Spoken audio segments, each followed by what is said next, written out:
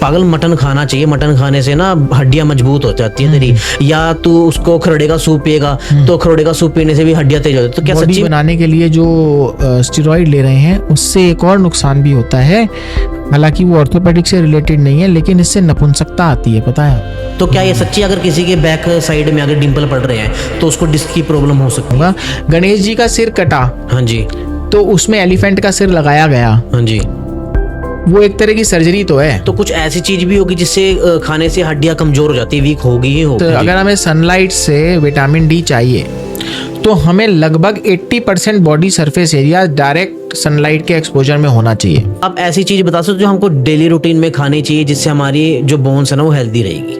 तो 29 हड्डियां होती हैं कब हमारे फेस में लगभग, क्रेनियम, और उनको हटा दीजिए 206 में से, तो बाकी हड्डियां ऑर्थोपेडिक सर्जन के पास आती हैं। ओके। जो सुबह उठ के ही सिगरेट पीते हैं ना, और बिना सिगरेट के उनको कहते भी वो फ्रेश भी नहीं हो पाते, तो उनके बारे में क्या कहना है आपका?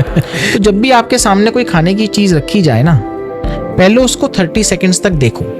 ओके, 30 सेकंड्स तक देखो कि वो क्या चीज है। भी अगर आप दही के अंदर चूना मिला के खाओगे ना तो आपकी हड्डियां ना मजबूत हो जाएंगी, कैल्शियम ज्यादा आता है। तो क्या सच में होती है ये चीज?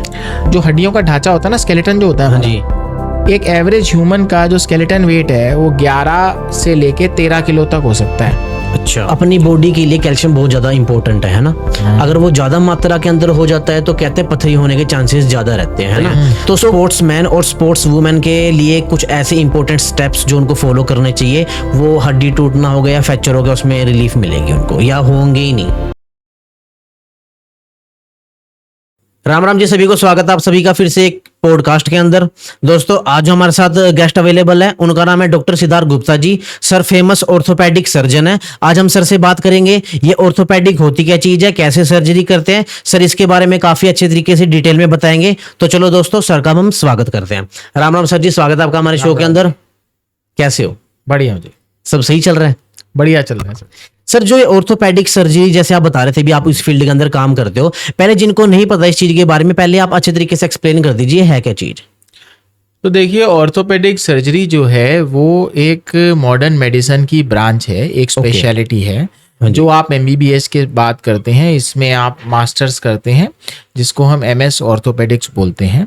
ओके। इसमें क्या होता है कि मेनली जो हड्डियों से रिलेटेड आपकी प्रॉब्लम्स हैं, हड्डियों से रिलेटेड जोड़ों की प्रॉब्लम भी हो सकती हैं, या किसी को एक्सीडेंट हो जाए, हाँ जी, हड्डी टूट जाए, फ्रैक्चर हो जाए, वो भी हो सकता है। या कोई स्पोर्ट्समैन है, क्रिकेट खेलते हैं, बास्केटबॉल खेलते हैं, हॉकी खेलते हैं, उनको कोई इंजरी हो जाए, वो भी हो सकता है।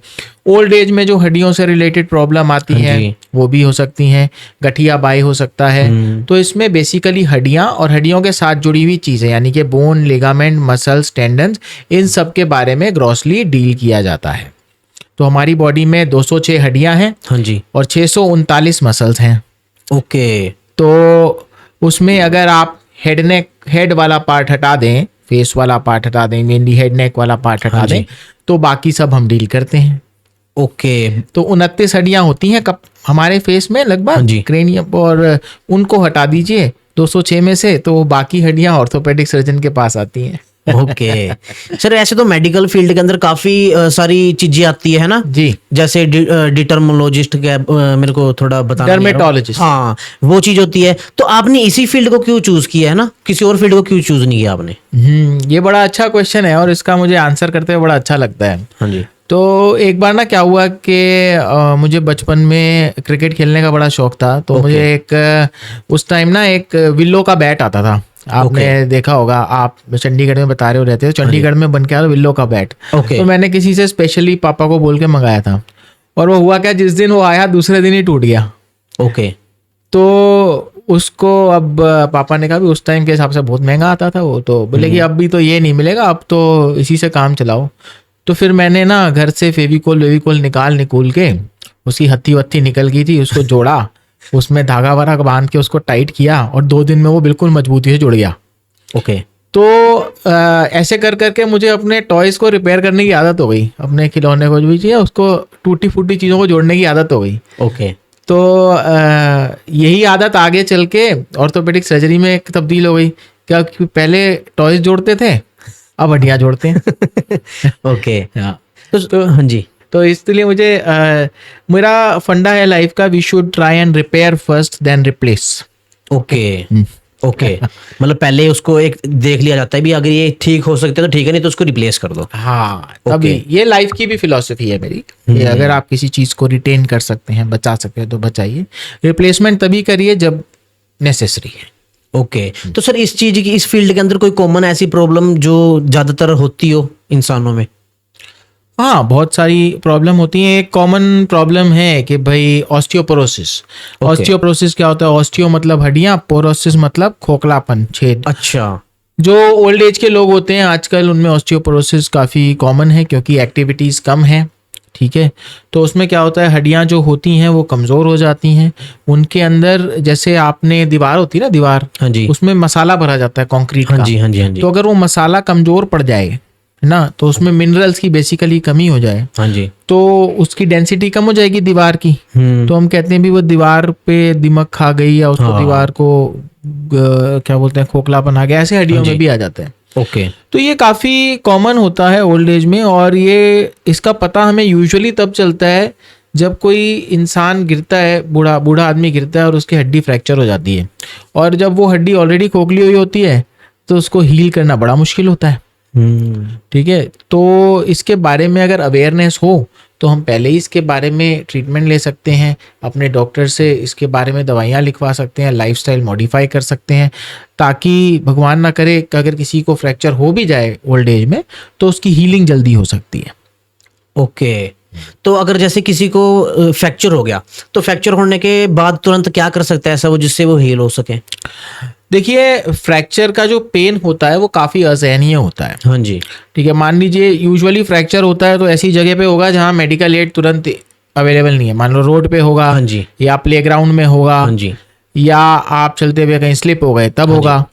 तो उस समय सबसे पहले जो भी चीज़ अवेलेबल है, लंबी मजबूत चीज़, जैसे कि कोई लकड़ी, हाँ जी, लंबा छाता आता था पहले वो, हाँ जी, या फिर कोई न्यूज़पेपर है उसको फोल्ड करके आप एक लंबा उसको एक डंडे जैसा बना सकें, ओके, उसको हड्डी का जो भी पार्ट टूटा है उसके साथ उसको अटैच करके उसे बांध देना चाहिए। फॉर एग्जांपल में अगर किसी के यहाँ पे फ्रैक्चर हो गया है, हाँ जी, वो गिरा और उसका हाथ पूरा ऐसे लटक गया है, तो आप न्यूज़पेपर लीजिए, न्यूज़पेपर सब जगह मिल सकता है, उसका रोल बनाइए, वो मजबूत बन जाता है। हाँ जी, उसको यहाँ लगाइए और उसको रस्सी से बांध दीजिए, या रस्सी से, या जो भी चीज़ है अवेलेबल उस टाइम, उससे उसको प्रोसेस को हम बोलते हैं स्प्लिंटेज। ओके, आपने उसको स्प्लिंट कर दिया, हाँ जी, तो हड्डी जो टूटी हुई है वो अपनी जगह से हिलेगी नहीं, क्योंकि वो बाहर से सहारे से बंधी हुई है। अगर वो फर्स्ट एड व्यक्ति को मिल जाता है किसी भी टाइम पे, जब भी फ्रैक्चर होता है, तो उससे बेहतर कुछ नहीं हो सकता। उससे पेन भी कम हो जाता है, हड्डी लटकी नहीं रहती, तो हाथ झूलता नहीं है, तो और फर्दर नुकसान होने से बच जाता है, हाँ जी, ठीक है।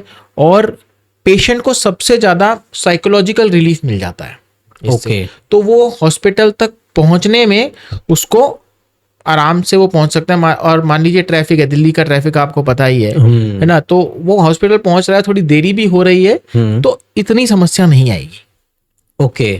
तो सर जैसे अब बच्चों को देखते हैं ना, वो खेलते कूदते रहते, दिन भर उनका काम खेलने कूदने का ही रहता है, तो उनकी हड्डी टूटने के भी चांसेस रहते हैं कि कोई बच्चा पौड़ियों से छलांग मार रहा है, या फुटबॉल खेल रहा है, बैट बॉल खेलते टाइम दौड़ रहा है, स्कूल के अंदर दौड़ रहा है, तो ऐसे में पेरेंट्स अपने बच्चों को क्या क्या गाइड करना चाहिए उनको, जिससे वो इन चीज़ों से बचे रहे, हड्डी टूटने से या किसी इंजरी से? देखिए, बच्चों का तो जैसा आपने कहा काम ही है खेलना कूदना, हाँ जी, है ना, वो खेलेंगे कूदेंगे, हाँ जी, और हड्डी भी हो सकता है टूट जाए। इसमें हम बेसिकली बच्चों को ट्रेनिंग दे सकते हैं सबसे पहले तो, हाँ जी, कि खेलने से पहले वार्म अप करें, ताकि उनका पैर मुड़ने का चांस या ट्विस्टिंग इंजरी के चांस कम हो जाए। हाँ जी, वार्म अप क्या होता है? मसल्स को गर्म करना बेसिकली बोलते हैं ना, कि जब कोई गाड़ी पहले चलती है, इंजन गर्म होता है ना, तो ऐसी मसल्स को भी गर्म करके खेलें वो, ठीक है, पहली चीज ये। दूसरा, सेफ्टी गियर्स जहां जहां इस्तेमाल हो सकते हैं वो करें। जैसे आपने देखा होगा कि भाई क्रिकेट में पैड का इस्तेमाल किया जाता है, फुटबॉल में स्टड्स का इस्तेमाल किया जाता है, तो जो भी स्पोर्ट्स में सेफ्टी गियर यूज होते हैं वो उसका यूज हमेशा किया जाना चाहिए। तीसरा, जो आपके ट्रेनर्स होते हैं, जो आपके कोच होते हैं, वो आपको कुछ स्पेसिफिक पोजीशंस बताते हैं खेलने के लिए। जैसे कि अगर आपको शॉट मारना है कोई पर्टिकुलर, तो उसको किस पोजीशन में मारना है, तो उसकी प्रैक्टिस की जानी चाहिए। ठीक है, मान लो आप स्विमिंग करते हैं तो स्विमिंग में जो आपके स्विमर शोल्डर की इंजरी होने का चांस उसमें बहुत ज़्यादा रहता है अगर आप हैंड की मूवमेंट उस तरह से ना करें जिस तरह से आपको कोच सिखा रहा है। Okay. So 3 things, warm up, second use safety gear, third use the right position and right movement as told by your coach. Okay, yes, तो इन चीजों का ध्यान रखना चाहिए और पेरेंट्स को बतानी भी चाहिए, बेटा भी पहले ये करनी चाहिए आपको चीजें, उसके बाद आप खेलो कूदो। उसके बाद खेलो कूदो, बिल्कुल सेफ्टी फर्स्ट। हाँ जी, खेलना तो है, एंजॉयमेंट करना है, बट सेफ्टी जरूर होनी चाहिए। ओके। तो सर अभी आप जैसे बता रहे हो आप दिल्ली के अंदर आप काम कर रहे हो है ना, यहाँ पे आपकी प्रैक्टिस करते हो, जी। तो अभी तक आपके पास कई सारे क्लाइंट्स आए होंगे हाँ जी। है ना, तो इसके अंदर कभी कभी जैसे कुछ क्रिटिकल केस आ जाता है जिनको आपको देख के लगता होगा भाई इसके साथ गलत हुआ, जैसे लोग तड़फते हैं दर्द के अंदर, तो कभी आपके पास कोई फनी केस आया जिसको आपको देख के लगा भी इसने क्या करवा लिया अपने साथ, है ना? हाँ, मतलब आपको मतलब आप ये पूछना चाह रहे हैं कि ऐसा लगा हो कि अरे यार ये क्या हो गया, मतलब इंजरी भी हुई है, उसको देख के दुख भी हो रहा है, हाँ जी, और हंसी भी आ रही है। और हंसी भी आ रही हाँ है। जी। हाँ, एक केस आया था, मैं हाँ जी। आपको बताता हूँ। ये लास्ट ईयर की बात है। ओके, ठीक है, लास्ट ईयर की बात है। उसमें एक बच्चा था 16-17 साल का होगा, तो उसको मैंने पहले ऑपरेट किया था लगभग जब वो 10-12 साल का था किसी फ्रैक्चर की वजह से। ओके, वही सेम बच्चा मेरे पास दोबारा आया, तो मुझे हंसी जो आई वो 3 साल बाद जो वो आया तब आई। ओके, तो मैंने कहा अरे भाई क्या हो गया, तू रेगुलर हो गया, अभी 15 साल की उम्र में फिर दोबारा आ गया तू। हाँ जी, तो उसके पापा ने कहा कि सर इसकी ना वो आम खाने की आदत नहीं छूट रही। मैंने कहा क्या जी आम खाने की आदत नहीं छूट रही?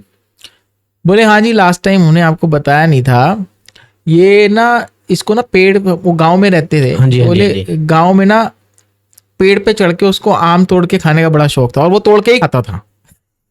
ठीक है, तो वो गर्मी का टाइम था, दिन में गर्मियों की छुट्टियां थी, आम का सीजन वही होता है। हाँ जी। चढ़ रहा था उस पे, चढ़ते चढ़ते क्या हुआ कि गांव में कुछ ऐसी वो होती हैं कि भाई इस पेड़ पे भूत है, उस पेड़ पे भूत है, हाँ, है ना, ऐसी वो होती हैं। तो उसके किसी दोस्त ने कहा अरे मुझे भूत दिख रहा है उस पे। तो वो बच्चा आम तोड़ते तोड़ते दूसरी बार गिरा, मतलब 3 साल बाद। एक बार 12 साल की उम्र में गिरा था, एक हाँ बार जी। 15-16 साल की उम्र में गिरा था। ओके, ठीक है, एक बार पहली बार लेफ्ट टूटा था, दूसरी बार राइट टूटा था। जब वो आया मैंने कहा भाई तू दोबारा क्यों आ गया? तो उसके पापा ने जब मुझे हिस्ट्री दी तो मुझे गुस्सा भी आया थोड़ा, और बच्चे को देख के हंसी भी आई। तो ये वाला केस था जो मतलब फनी भी लगा, और ऑब्वियसली फ्रैक्चर तो था ही। ओके। सर ये देखा जाता है ना, मैंने जैसे गांव से हम आते हैं ना, हमारा थोड़ा बैकग्राउंड विलेज टाइप का है, तो वहाँ पे ऐसे बोलते हैं भी दोपहर के टाइम में ना आम के पेड़ों के पास नहीं जाया करते, यहाँ पे ना नेगेटिविटी होती है ना, भूत प्रेत पेड़ पे बैठी होती है। तो अब जहां तक देखा जाए तो मेरे को अब पहले तो लगता था भी यार सच्ची में मैं जाया नहीं करता, तो जैसे जैसे थोड़े बड़े तो मेरे को ऐसे लगा भी जो आसपास के जो माली होते हैं, जो रखवाले होते हैं ना पेड़ के आम के, तो उन्होंने जानबूझ के चीज बुलाई हुई बच्चे आके तोड़ न ले, है ना? हाँ, हो सकता है। मुझे भी ये देखने के बाद, एक्चुअली ये सुनने, जब मैंने ये इवेंट देखा हाँ जी। तो आई कुड कोरिलेट कि ऐसा हुआ क्यों होगा, कि ऐसा पुराने लोग क्यों बनाते थे, क्योंकि हर किसी को उस टाइम फ्रैक्चर के बारे में बताना और वो सब तो पॉसिबल नहीं होता होगा। हाँ जी। तो उसको वो किसी चीज से कोरिलेट करके बता देते थे। सर मैंने ना ये भी चीज देखी है, ज्यादातर ना लोग ऐसे बोलते हैं भी अगर आप दही के अंदर चूना मिला के खाओगे ना तो आपकी हड्डियां ना मजबूत हो जाएंगी, कैल्शियम ज्यादा आता है, तो क्या सच में होती है ये चीज? देखो, जो दही होता है वो अपने आप में कैल्शियम का बड़ा अच्छा सोर्स है। हाँ जी, तो दही में चूना मिला के खाना वो तो सही नहीं है, बट हाँ जो चूना होता है प्योर, हाँ जी, वो वाकई में ही कैल्शियम का अच्छा सोर्स होता है। ओके। और वैसे तो मैं मॉडर्न मेडिसिन प्रैक्टिस करता हूँ, लेकिन पहले के टाइम में गेहूं के बाजरे के समान जो चूना होता है उतना चूना आप अगर पानी में मिक्स करके लेते तो उससे कैल्शियम का वो एक अच्छा सोर्स होता था। ओके, लेकिन विद टाइम क्या है, उसमें आप डोज कैलकुलेट नहीं कर सकते कि कितने मिलीग्राम कैल्शियम गया, ओके, है ना, बॉडी में, विच इज वेरी इंपॉर्टेंट, क्योंकि कैल्शियम की रिक्वायरमेंट सबकी अलग अलग हो सकती है, एज के हिसाब से, जेंडर के हिसाब से, हाँ जी, और स्पोर्ट्समैन है कोई नहीं है उसके हिसाब से, प्रेग्नेंट फीमेल है तो उसकी रिक्वायरमेंट अलग होगी। अच्छा, तो इसलिए कैल्शियम की टैबलेट्स का चलन आया, जिसमें आपको लिखा रहता है 500 मिलीग्राम है, 1200 मिलीग्राम है, 1000 मिलीग्राम है, और सिरप आते हैं बच्चों के कि 5 ml में इतना है। तो क्वांटिफिकेशन सही से हो, उसका एब्जॉर्प्शन सही से हो, और चूना जो है थोड़ा गर्म रहता है, उसमें एक्सोथर्मिक रिएक्शन होता है, तो वो प्रॉब्लम ना हो, तो इसलिए फाइन पार्टिकल्स में और सही डोज में जाए, इसलिए टैबलेट का चलन आया। इसमें कोई शक नहीं है कि जो चूना है वो कैल्शियम का एक अच्छा सोर्स है। ओके सर, जैसे कह रहे हैं प्रेग्नेंट लेडी की थोड़ी एक्स्ट्रा वो रहती है और बच्चों की कुछ कम रहती है ना क्वांटिटी कैल्शियम डिफरेंट रहती है, कम ज्यादा तो नहीं कहेंगे। हाँ ओके, तो आप इसके बारे में बता सकते हो बच्चे की क्या डिफरेंट रहती है और मेल की क्या होती है, फीमेल की क्या होती है, और ओल्ड एज के लोगों में क्या डिफरेंस होता है उसका? देखो, यूजुअली जो हम कैल्शियम की डोजेज है वो 500 मिलीग्राम से 1000 मिलीग्राम पर डे तक रखते हैं, depending upon the age and the body weight of the patient. But ये फिर भी पेशेंट टू पेशेंट वेरी कर सकता है, तो इसके लिए जो सही आप विटामिन डी, कैल्शियम जो भी है, उसकी जो डोज है वो एग्जैक्टली आपको कितना खाना है, कब तक खाना है, वो आप अपने डॉक्टर से सलाह लेके खाओगे तो अच्छा रहेगा। मैं ऐसे जनरली सबके लिए कुछ बता दूं तो वो सही नहीं है। सर जैसे अब देखा जाए तो जिम के अंदर हम जाते हैं ना, तो वहाँ पे ट्रेनर्स होते हैं, हम ट्रेनर्स को बोलते हैं भी अगर मैं जैसे उठ रहा हूँ या बैठ रहा हूँ तो मेरे गोड्डे के अंदर से ना आवाज आ रही है, टक टक की आवाज आ रही है, तो वो कुछ भी रिकमेंड कर देते हैं भी आप कैल्शियम की दवाई ले लो या स्टेरॉइड ले लो, तो क्या ये सही है? और जो ये उठने बैठते टाइम जो गोड्डे के अंदर से आवाज आती है ये क्यों आती है? देखो, जो क्लिकिंग साउंड है वो कार्टिलेज की साउंड होती है, हाँ जी, है ना, unless it is painful. Okay, तो ये कोई हार्मफुल नहीं होती, ठीक है, अनलेस इट इज पेनफुल, या वो नेचुरली आती है कई लोगों में, जो वो कार्टिलेज की क्लिकिंग की साउंड है उसमें कोई टेंशन की बात नहीं होती। ऐसे रैंडमली कुछ भी खाना, स्टेरॉइड खाना या कुछ भी, वो जो भी जिम ट्रेनर आपके अवॉइड कर देते हैं, इससे बहुत घातक नुकसान भी हो सकते हैं। अच्छा, ठीक है, तो इसको रैंडमली ऐसे बिल्कुल फॉलो ना करें। पहले तो आप देखिए, अगर साउंड आ रही है वो वार्म अप करने के बाद या सही प्रॉपर जैसे पोजीशनिंग और मूवमेंट की बात की थी, उसके बाद वो ठीक हो रही है कि नहीं हो रही। ओके, कई बार हो सकता है आपकी पोजीशन ठीक ना हो, या आपकी मूवमेंट जो जिस तरह से होनी चाहिए वो नहीं हो रही है, सही टेक्निक नहीं है, उसकी वजह से आ रही है। अगर उसके बावजूद भी आ रही है और पेनफुल भी है तो आप डॉक्टर को डॉक्टर को आप अपने दिखा लीजिए, जो वो एडवाइस करें उसको फॉलो करिए। रैंडमली कुछ भी नहीं लेना, और स्टेरॉइड जो वो एडवाइस कर रहे हैं वो तो बिल्कुल ही नहीं लेना चाहिए ऐसे रैंडमली कुछ भी। ओके, तो जो अगर ये स्टेरॉइड ले लेते हैं तो उसके कुछ साइड इफेक्ट भी होते होंगे? हाँ जी, बिल्कुल होते हैं। जो स्टेरॉइड होता है वो एक मेडिसिन है, पहली बात आप उसको समझो कि वो मेडिकल ड्रग है, ठीक है ना। मेडिसिन में हम उसे कई चीज़ों के लिए यूज करते हैं, ठीक है, लेकिन वो किस तरह से यूज करना चाहिए, कैसे यूज करना चाहिए, उसकी हमारी काफी साल की ट्रेनिंग होती है। उसके आपको उसकी मात्रा, उसकी ड्यूरेशन, और उसके साथ क्या क्या आपको टेस्ट करने चाहिए पेशेंट की बॉडी में, वो सब उसकी हमें ट्रेनिंग मिलती है। हम उसको दवा के तौर पे यूज करते हैं, ठीक है। लेकिन जो आप बात कर रहे हैं जिम ट्रेनिंग में, वो मसल बिल्डिंग के लिए यूज करवाया जाता है, बॉडी को बल्क करने के लिए, है ना। तो उसमें क्या है कि वो रैंडमली दे देते हैं मोस्ट ऑफ द ट्रेनर्स जो एक्सपीरियंस नहीं होते हैं, तो उसमें बहुत सारी प्रॉब्लम्स हो सकती हैं। कई बार बॉडी का वेट बढ़ सकता है, फैट बढ़ सकता है, पेशेंट को शुगर की प्रॉब्लम हो सकती है, डायबिटीज की प्रॉब्लम हो सकती है, ठीक है। एडवांस स्टेज में अगर आप हड्डियों के रिलेटेड में, आप हड्डियों का डॉक्टर हूं, तो मैं जो देखता हूं वो बताता हूं। एवास्कुलर नेक्रोसिस होता है, AVN, कूले का, उससे कूले की हड्डी जो होती है, कूले की हड्डी का जो बॉल होता है वो घिस जाता है, और कई बार ये इस हद तक घिस जाता है कि हमें उसे यंग एज में ही कूला बदलना पड़ता है। आप सोचिए 25-30 साल का लड़का है और उसका आपको कूला बदलना पड़ रहा है, ठीक है।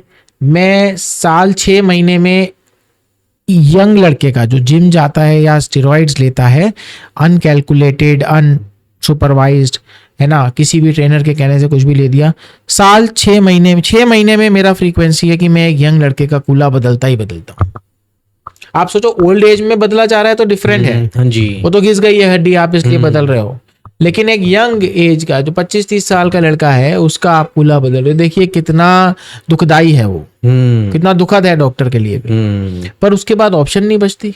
तो अगर हम रिप्लेस करते हैं तो उसके बाद दिक्कत आती है या पहले जैसे ही रहता है सब? हाँ, अगर आप उसमें जाएं तो आजकल जो हिप रिप्लेसमेंट सर्जरी है या नी रिप्लेसमेंट सर्जरी है, जॉइंट रिप्लेसमेंट आप बहुत एडवांस हो चुका है। अच्छा, तो उसमें पेशेंट्स जो है वो नियर नॉर्मल अपनी सारी एक्टिविटीज कर पाते हैं, ऐसा कुछ नहीं है। हाँ, स्पोर्ट्स में अगर मैं कहूँ कि भाई स्पोर्ट्स में जा पाते हैं, नहीं तो उस पे कई बार स्पोर्ट्स में हो सकता है उस तरह से ना जा पाए, लेकिन अपनी ADL बोलते हैं, एक्टिविटीज ऑफ डेली लिविंग, वो अपना कर सकते हैं, पर्सनल प्रोफेशनल लाइफ अच्छे से जीते हैं और उनको कोई ऐसी विशेष दिक्कत नहीं आती। मैं अपने पेशेंट्स जो हैं उनका मैं एग्जांपल दूं तो उनमें सारे ही पेशेंट्स जो हैं वो अच्छे से अपना काम वाम कर रहे हैं, और उनमें ज़्यादातर मेल्स हैं, क्योंकि जिम का जो क्रेज है, स्टेरॉइड खाने का जो क्रेज है, मेल्स में ज्यादा है। हम्म। तो वो सारे ही लड़के अपना काम बढ़िया से कर रहे हैं सब। अभी भी फोन आता है, उनकी मैरिज भी हो गई है, बच्चे भी हो गए हैं, तो उनके रिजल्ट्स तो अच्छे हैं, उसमें कोई डाउट नहीं है। ओके, मतलब ऐसा नहीं है भी अगर आप रिप्लेस करवाते हो तो आपको दिक्कत देखनी पड़ेगी? नहीं दिक्कत, भाई दिक्कत थी तभी तो करा ना रिप्लेस। भाई गाड़ी का टायर आप कब रिप्लेस करते हो? जब घिस जाता है। अब कईयों का उम्र की वजह से घिसा, किसी का स्टेरॉइड लेने की वजह से घिस गया, तो घिसा, दिक्कत थी, आपने तभी तो रिप्लेस किया, है ना। बस यंग एज में अगर रिप्लेस होता है तो एक दिक्कत ये हो सकती है कि भाई उसकी लाइफ मान लो 25-30 साल है, तो 25-30 साल के बाद आपको एक नया कूलर लगाने की जरूरत पड़ सकती है। तो इसलिए स्टेरॉइड वगैरह से आपको बचना चाहिए। ओके, ठीक है सर। जैसे अब हम कैल्शियम की बात कर रहे थे, मेरे एक ना माइंड में क्वेश्चन आ रहा है। जैसे अब देखा जाए तो अपनी बॉडी के लिए कैल्शियम बहुत ज्यादा इंपॉर्टेंट है ना। अगर वो ज्यादा मात्रा के अंदर हो जाता है तो कहते हैं पथरी होने के चांसेस ज्यादा रहते हैं, है ना। तो कितने मात्रा के अंदर हमको डेली रूटीन के अंदर कैल्शियम की जरूरत पड़ती है, आप इसके बारे में बताइए। और ये भी बताइए, जो कहते हैं कैल्शियम हमारी बॉडी के अंदर बढ़ जाता है तो क्या पथरी होती है हमारे? ये एक है ना बहुत बड़ी मिथ्या है। ओके, कि कैल्शियम से पथरी होती है। अच्छा। पथरी में आपको बताता हूँ, देखो दो तरह की पथरियां होती हैं। एक पथरी होती है जो गॉल ब्लैडर में पाई जाती है, जो कि पित्ते की थैली में पाई जाती है। हाँ जी। और एक पथरी होती है जो पेशाब की रस्ते में, किडनी में, यूरेटर में या यूरिनरी ब्लैडर में पाई जाती है। हाँ जी। मेनली दो ही तरह की पथरियां हैं जिसकी हम बात करते हैं। हाँ जी। तो जो गॉल ब्लैडर की पथरी है ना, पित्ताशय की जो पथरी है, पित्ते की थैली की पथरी, वो ज्यादातर कोलेस्ट्रॉल बढ़ने से होती है। अच्छा, है ना। 80 से 90% जो गॉल ब्लैडर के स्टोन है वो कोलेस्ट्रॉल की वजह से होते हैं। ठीक है। जिन लोगों का कोलेस्ट्रॉल हाई चल रहा होता है या जो एक्सेस में अल्कोहल ले रहे होते हैं, ओके, उनसे कोलेस्ट्रॉल बढ़ जाता है, तेल चिकनाई ज्यादा खाते हैं, तो उससे उनको गॉल ब्लैडर स्टोन होने के चांस हो जाते हैं। ठीक है, पहली चीज। दूसरी चीज, जो किडनी की स्टोन है वो ज्यादातर होता है यूरिक एसिड वगैरह बढ़ने से। यूरिक एसिड भी जो होता है, जो आप जिम वाली डाइट बोल रहे हैं, उससे भी कई बार बढ़ जाए। नॉनवेज एक्सेस खाते हैं लोग। ओके, नॉनवेज भी चल रहा है और शराब भी चल रही है। चखना, है ना। हाँ, चखना चखना भी चल रहा है, और चखना भी पकौड़े चल रहे हैं, चिकन चल रहा है, मटन चल रहा है, और उसके ऊपर से आप शराब भी पी रहे हो, और ये काम डेली हो रहा है। हाँ। इससे बॉडी में पहले यूरिक एसिड बढ़ता है, उससे जोड़ों की दर्द की समस्या उत्पन्न होती है। क्योंकि यूरिक एसिड क्या है, क्रिस्टल्स हैं, है ना। वो क्रिस्टल अब बॉडी में एक्सेस हो गया तो बॉडी को तो उसको बाहर फेंकना है, पहले वो जोड़ों में फेंकती है। अच्छा, जोड़ों में फेंकती है तो गठिया बाई जैसा दर्द शुरू हो जाता है। ओके। अगर वो किडनी में फेंक दे तो किडनी की पथरी हो जाएगी। अब वो डिपेंड करता है कि कितना है यूरिक एसिड, है ना। तो ये कहना कि भाई कैल्शियम को दोष मत दो, पहले अपना कोलेस्ट्रॉल कम करो, अपना यूरिक एसिड कम करो, खाने पीने की आदत ठीक करो। तीसरा कारण होता है पथरी होने का, नमक तेज खाना, हाई सोडियम डाइट। और चौथा कारण होता है पानी कम पीना। ओके, ठीक है। तो कैल्शियम से स्टोन होते हैं, ये तो कहना बिल्कुल गलत है। ठीक है। जिन चीजों से होते हैं वो मैं आपको बता रहा हूं, पहले आप उसको ठीक करो। अगर आप वो ठीक कर लोगे तो पथरी होने के चांस ही ना के बराबर हो जाएंगे। ठीक है। कोलेस्ट्रॉल ठीक करो, यूरिक एसिड ठीक करो, दिन में 2.5 से 3 लीटर पानी पियो, और नमक का सेवन जो है लिमिटेड क्वांटिटी में करो। ओके, जैसे सर आपने बताया अभी ये एक मिथ है ना, भी कैल्शियम से आपको पथरी होती है। तो मैंने एक चीज ये भी देखी है, जैसे हम, मेरे जो फादर है ना, जब हम छोटे थे तो हमारी मालिश मुलिश करके हमको धूप के अंदर बिठा दिया करते कि तुमको इससे विटामिन डी मिलेगी और तुम्हारी हड्डियां ठीक हो जाएगी, मजबूत हो जाएगी। तो क्या हम सन बाथ लेते हैं तो हड्डियां मजबूत हो जाती है हमारी? देखो, सन बाथ की जो आप बात कर रहे हो, अगर वो समुंदर किनारे होता है, अगर हमें सनलाइट से विटामिन डी चाहिए तो हमें लगभग 80% body surface area direct sunlight के एक्सपोजर में होना चाहिए। ओके। ठीक है। सनलाइट में अल्ट्रावायलेट बी रेडिएशंस होती हैं जिनका वेवलेंथ लगभग 290 नैनोमीटर होता है। ओके। वो जब हमारी स्किन पे डायरेक्टली पड़ेंगी, चमड़ी पे डायरेक्टली पड़ेगी। अब मेरी ये शर्ट है यहाँ पे, हाँ जी, और ये मेरे चमड़ी है। हाँ जी। जब तक इस चमड़ी पे डायरेक्टली सनलाइट नहीं पड़ेगी ना, तब तक विटामिन डी नहीं मिलेगा मुझे। अगर मैं इस तरह से कपड़े पहन के हाँ जी, धूप में निकल जाऊंगा, मैं बोलूँ कि मैं तो विटामिन डी ले रहा हूँ, तो ये बेवकूफ़ी है। ठीक है। हाँ, अगर समंदर किनारे बैठे हो नदी के किनारे बैठे हो, आप सिर्फ स्विम सूट में हो, आपने अंडरगारमेंट्स पहने हुए हैं या बिकिनी सूट पहना हुआ है, उस समय आप ले रहे हो सनलाइट, तब तो बात ठीक है। ठीक है, इसका एक क्राइटेरिया भी है कि लगभग सूर्य की किरणें जब टेढ़ी पड़ रही होती हैं 10 से 11 बजे के बीच में, हाँ जी, और 45 मिनट्स आप उसमें सनलाइट में जाएं और 80% आपका बॉडी सरफेस एरिया एक्सपोज्ड हो, तो आपकी विटामिन डी की रिक्वायरमेंट पूरी हो सकती है। लेकिन ऐसा शहरी जीवन में पॉसिबल नहीं हो पाता। तो जब भी हम किसी को विटामिन डी दें तो पेशेंट आएगा, बोलेगा सर हम तो धूप में, सर मेरा तो फील्ड वर्क है, मैं तो 4-4 घंटे धूप में घूमता हूँ। हाँ ठीक है, मेरे को विटामिन डी नहीं चाहिए, मैं तो खूब ले रहा हूँ। भैया आप पूरे कपड़े पहन के, पैंट शर्ट पहन के, और अगर आप कॉर्पोरेट जॉब में तो पैंट शर्ट टाई और लगा लेते हो, और कुछ लोग कैप और लगा लेते हैं, गॉगल्स भी पहन लिए, और अगर लड़कियां आजकल देखना स्कूटी वगैरह चला रही है ना, तो यहाँ तक का कुछ हाँ, वो ग्लव्स ब्लैक कलर के वो होते हैं, और शर्ट भी पा के रखती है कई लड़की, वो भी पहन लेती हैं, और मुंह बांध लेती और हैं। मुंह पूरा बांध देती हैं। भैया वो विटामिन डी नहीं ले रहे, आप सिर्फ गर्मी में पसीना बहा रहे हो। ठीक है, विटामिन डी अगर आपको फिर सप्लीमेंट के तौर पे दिया जा रहा है तो आप ले लो उसे। ओके, तो जैसे आपने बताई ये भी मिथ है, तो और भी आपको ऐसे मिथ पता होंगे, क्योंकि आप तो इसी फील्ड के अंदर हो, तो कुछ और भी मिथ आप बता सकते हो ऑडियंस को भी, ये सारे मिथ है भी इससे कोई विटामिन डी नहीं मिल रही? हाँ, मतलब कई लोग ऐसे होते हैं जो विटामिन डी तो नहीं कहूँगा, आप ये देखो कि खाना खाने बैठते हैं, हाँ जी, और खाने के साथ चाय लेके बैठ जाते हैं। हाँ होता है, तो सुबह सुबह पीते हैं, या खाने के तुरंत बाद चाय पीने लग जाते हैं। तो लोगों को लगता है कि भाई अगर हमने चाय में दूध डाला है तो दूध में तो कैल्शियम है, विटामिन डी है, चलो भाई चाय में थोड़ा और दूध डाल के खाने के बाद दूध वाली चाय पी लो बढ़िया से। वो सबसे खराब आदत है। उससे जो आप विटामिन डी कैल्शियम ले भी रहे हो वो भी एब्जॉर्ब नहीं होगा बॉडी में। अच्छा, ठीक है, तो ये मुझे बहुत सारे लोग मिलते हैं, कहते हैं जी हमने, हाँ जी मैं चाय पीता हूँ। मैं कहता हूँ कि जी आपको लगभग 250 ml दूध सुबह पीना है, 250 ग्राम शाम को पीना है। सर हमारी तो चाय में इतना दूध हो जाता है, हम तो खाने के साथ चाय लेके ही बैठते हैं। भैया वो जो आप खाना खा रहे हो उसमें जो कैल्शियम विटामिन डी है, वो भी आपका जो आप चाय पी रहे हो ना साथ में, उससे एब्जॉर्प्शन ही खत्म हो जाता है उसका। ओके, वो भी वेस्ट हो जाता है, जो आप खा रहे हो वो भी वेस्ट हो जाता है। ओके। और जो सर जो सुबह सुबह खाली पेट ही सुबह उठते ही चाय पीते हैं, उनके बारे में क्या कहोगे आप? देखो वैसे ये क्वेश्चन जो है ज़्यादा मेरी फील्ड से रिलेटेड नहीं है, बट फिर भी जो सुबह की चाय होती है इट क्रिएट्स एसिडिटी। ठीक है, उससे जो पीएच होता है वो लो हो जाता है।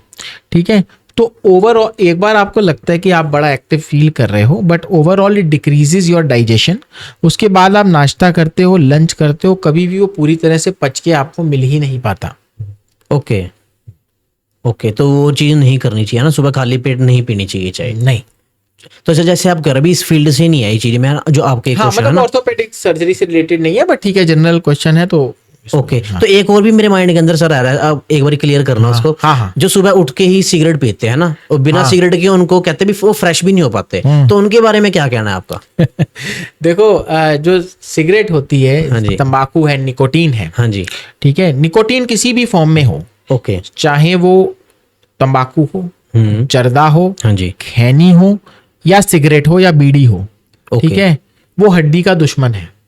अच्छा, ठीक है, आपको पता है कि जिस भी पेशेंट की मैं हड्डी की सर्जरी करता हूँ ना, उसको स्ट्रिक्टली बोल देता हूँ कि तुझे 6 महीने तक स्मोकिंग तो करनी नहीं है, और स्मोकिंग करने वाला जो व्यक्ति अगर तेरा फ्रेंड है तो उसकी कंपनी में भी नहीं जाना, मतलब उसके साथ भी नहीं बैठना, क्योंकि स्मोकिंग से आपका जो फ्रैक्चर का यूनियन का स्पीड है वो 60% तक डिले हो जाता है।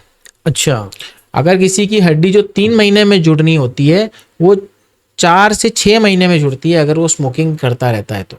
अच्छा, तो इसलिए स्मोकिंग तो एक ऑर्थोपेडिक सर्जन के लिए बिल्कुल ही मतलब ऐसी चीज़ है कि भाई दूर से देखते ही हम उसको तौबा कर लेते हैं, और पेशेंट को भी बोल देते हैं कि अगर आपने ऑर्थोपेडिक सर्जरी करानी है तो आपको डिसिप्लिन में रहना पड़ेगा, स्मोकिंग तो छोड़नी ही पड़ेगी अगले 3 से कम तब तक जब तक आपकी हड्डी नहीं जुड़ती। ओके, अवॉइड करनी चाहिए सिगरेट? बिल्कुल अवॉइड नहीं, उसको बंद ही कर देना चाहिए। ओके, और जो व्यक्ति पी रहा है उसकी मतलब एक्टिव स्मोकिंग भी नहीं होनी चाहिए, पैसिव भी नहीं होनी चाहिए। ओके वैसे ये तो है खराबी चीज, इसको अवॉइड ही करके रखना चाहिए, है ना। तो सर जैसे अब स्पोर्ट्समैन की बात करते हैं, जैसे अब वो खेलते रहते हैं, हमारे इंडिया के लिए खेल रहे हैं ना, दिन रात मेहनत कर रहे हैं, तो स्पोर्ट्समैन और स्पोर्ट्स वुमेन के लिए कुछ ऐसे इंपॉर्टेंट स्टेप्स जो उनको फॉलो करने चाहिए, वो हड्डी टूटना हो गया, फ्रैक्चर हो गया, उसमें रिलीफ मिलेगी उनको या होंगे ही नहीं? देखो, सबसे पहले जो आपने ऐसे बच्चों से रिलेटेड जो क्वेश्चन पूछा था, उसमें भी यही 3 चीजें हैं। सबसे पहले वार्म अप डेली करें, ठीक है। सेफ्टी गियर्स का इस्तेमाल करें, अपने एक्सपर्ट कोच को फॉलो करके सही टेक्निक और सही मूवमेंट पर ध्यान दें, ठीक है। अच्छा, जब भी आपको कोई इंजरी हो जाती है खेलते टाइम, या फ्रैक्चर हो गया, लिगामेंट इंजरी हो गई, कुछ हो गई, तो उसके बाद अपने जोश को थोड़ा सा ठंडा करें, ठीक है। रश नहीं करना है कि ये एक प्राकृतिक चीज है, आपको समझना पड़ेगा। हड्डी का जुड़ना एक प्राकृतिक प्रोसेस है, ठीक है। जो ऑर्थोपेडिक सर्जन है उसको फिक्स करता है, उसको बैठा के उसमें रॉड प्लेट जो भी है लगा सकता है, लेकिन उसका जुड़ना एक प्राकृतिक प्रक्रिया है। उसमें जो टाइम लेना है वो लगता है, ठीक है। हम उसको सर्जरी के माध्यम से और मेडिसिन वगैरह दे के थोड़ा बहुत जल्दी ज़रूर कर सकते हैं, उसको सटीक कर सकते हैं, लेकिन जो टाइम लगता है उसको देना चाहिए। और उसके बाद जब रिकवरी हो जाती है, जब आप फिट डिक्लेयर हो जाते हो, फिर वापस फील्ड में उतरना चाहिए। ज़्यादातर जो स्पोर्ट्समैन है उनमें जोश तो होता है, अच्छी बात है, जोश होना चाहिए, लेकिन अगर शरीर साथ नहीं दे रहा है उस टाइम, तो पहले अपने डॉक्टर की सुने, फिर जब डॉक्टर ओके कर देता है, मेडिकल फिटनेस आपको मिल जाती है, फिर अपने कोच के पास जाएं और ग्रेजुअली ट्रेनिंग फिर से स्टार्ट करें। कोई दिक्कत वाली बात नहीं है, मसल की आपकी मेमोरी होती है। अगर आप दोबारा ट्रेनिंग स्टार्ट करेंगे, मान लो 6 महीने का गैप भी आ गया आपको फ्रैक्चर होने के बाद, आप फिर भी ट्रेनिंग स्टार्ट कर रहे हो, आप वापस उसी लेवल पे पहुंच जाओगे, आपको उतना टाइम नहीं लगेगा। ऐसा नहीं है कि आप 0 से स्टार्ट कर रहे हो, वो दिखता है हम 0 से स्टार्ट कर रहे हैं, बट वो बड़ी रैपिडली हो जाता है, ठीक है। उसको अगर आपने वो मुकाम 5 साल में हासिल किया था, तो वो 5 से 6 हफ्ते में आप दोबारा हासिल कर सकते हो, लेकिन आपको वेट करके पूरा रिकवर होके फिर स्टार्ट करना है। Okay, don't rush. ये चीज भी देखी जाती है, जैसे अब उसने स्पोर्ट्समैन ने काफी टाइम इस फील्ड के अंदर लगाया, जैसे 5 साल, किसी को 10 साल हो गया, अगर उसको कोई इंजरी हो गया, अगर वो थोड़े टाइम के लिए भी अगर रेस्ट करके अगर उसी फील्ड के अंदर थोड़ा एक्सरसाइज करता है, तो वो जल्दी ग्रो अप कर जाता है, क्योंकि उसको पता भी है कैसे क्या चीज करनी है, और ये चीज उसने पहले कर रखे, तो उस चीज के लिए उसकी बॉडी पहले से ही तैयार है, ट्रेंड है ना, उसका माइंड भी ट्रेंड है, उसके मसल्स भी ट्रेंड है। जैसे ACL सर्जरी होती है, एंटीरियर क्रूशिएट लिगामेंट इंजरी, बड़ी कॉमन होती है, फुटबॉलर्स में तो बहुत कॉमन होती है, ठीक है। कबड्डी प्लेयर्स में बड़ी कॉमन होती है, ठीक है। हम लोग उसको मतलब में डे इन डे आउट वाली सर्जरी, रूटीन सर्जरी में आ गई है, तो उसके बहुत ही प्रॉमिसिंग रिजल्ट्स हैं, और उसमें हम पेशेंट को बता देते हैं कि आपको फील्ड में उतरने में लगभग 3 महीने लगेंगे, ठीक है। रिकवरी तो बड़ी जल्दी होना शुरू हो जाती है, 1-1.5 महीने में पेशेंट को लगता है मैं ठीक हूँ, लेकिन हमने नुकसान वो लोग उठाते हैं जिनको मैंने बोला है कि आपको 3 महीने बाद ही फील्ड में उतरना है। जो 1-1.5 महीने में ही उतर जाते हैं ना फील्ड में, नुकसान ज्यादातर वो लोग उठाते हैं, और जो 3 महीने रुक के फील्ड में उतरते हैं, वो उतनी ही पेस वापस हासिल कर लेते हैं अगले कुछ हफ्तों में जितने से वो आए थे। ओके सर, मैं ना एक चीज़ पूछना चाहता हूँ आपसे। मैं ना ऐसे अपनी फैमिली के अंदर बैठा था, तो वहाँ पे ना कुछ 2-4 लड़के थे, वो ना नॉन वेज बना रहे थे, है ना, लाइक लगा लो जैसे मटन बना रहे थे वो। तो मैं उनके पास ही बैठा था, तो उन्होंने मेरे को बोला भी आके तू भी खा ले। मैं कहा मैं नहीं खाऊंगा इसको, मैं कहा मेरे को अच्छा नहीं लगती ये चीज़, मैं कहा मैं नॉन वेज नहीं खाता।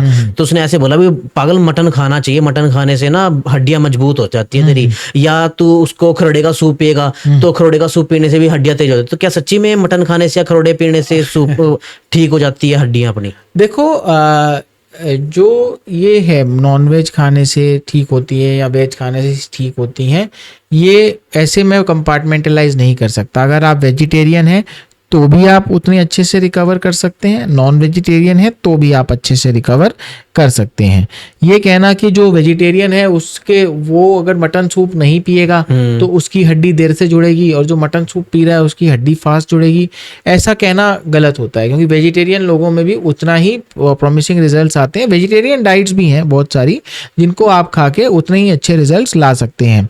जैसे आपके ड्राई फ्रूट्स होते हैं, बादाम है, वॉलनट्स है, ठीक है, नमकीन लस्सी है, छाछ है, स्प्राउट्स हैं, भीगे हुए चने हैं, बाजरा है, रागी है, मक्का है, ये सब चीज़ें जो मैंने आपको एक लाइन में बताई, तो इन चीज़ों का सेवन करके भी आप प्रॉमिसिंग रिजल्ट्स ला सकते हैं। तो ये कहना गलत है कि अच्छा तू मटन नहीं खाता तो तेरी हड्डी कमजोर है, नहीं, ऐसा बिल्कुल भी नहीं होता। ओके, तो सर जो भी ये लोग ऐसे बोलते हैं भी मटन खाने से ना हड्डियां तेज होती है, तो क्या सिर्फ वो एक बहाना ढूंढ रहे हैं मटन खाने का?